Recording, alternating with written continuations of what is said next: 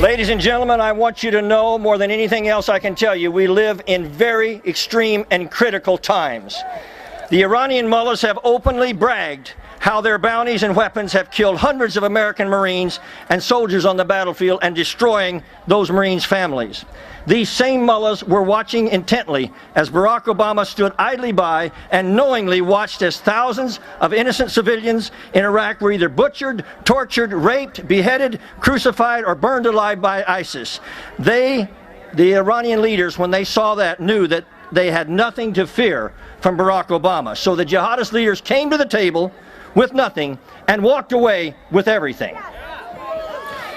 This insane, rope-a-dope, duplicitous, unverifiable, and astonishingly unenforceable deal with Iran legitimizes and empowers the most prolific state sponsor of terrorism in the world. And it obligates America to lift all sanctions, lift bans on Iraq's weapons imports and ballistic missile programs, allow Iran a protected protocol to enrich uranium and research even more advanced centrifuges. It gives them tens of billions of dollars, with which they can continue to spread their terror and destabilizing expansionism throughout the world. It allows them to continue their human rights abuses, including illegally holding American citizens hostage, and it allows them to keep their entire nuclear infrastructure.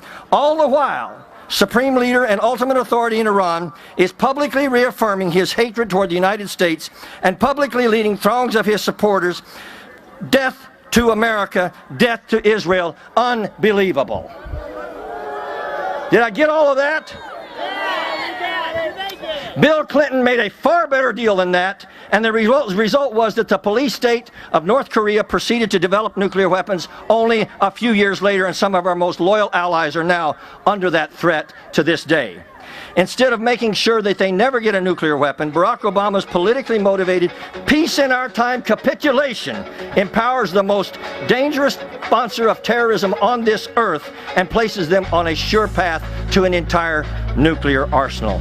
So, ladies and gentlemen, unless this Congress or the next president is able to stop this madness, Barack Obama is now on trajectory to be remembered as the father of the Iranian atomic bomb and the one who ultimately nuclearized the Middle East, and our children are now on a path that leads through the shadow of nuclear terrorism. And whatever the cost might have been to prevent Iran from gaining a nuclear weapon, it will pale in comparison to dealing with Iran when they have an entire nuclear arsenal. So, my parting statement to you is this: therefore, for the sake of our children and future generations, God help this Congress to reject this treacherous deal, and God help us all to focus on the unspeakable importance of the coming elections in America.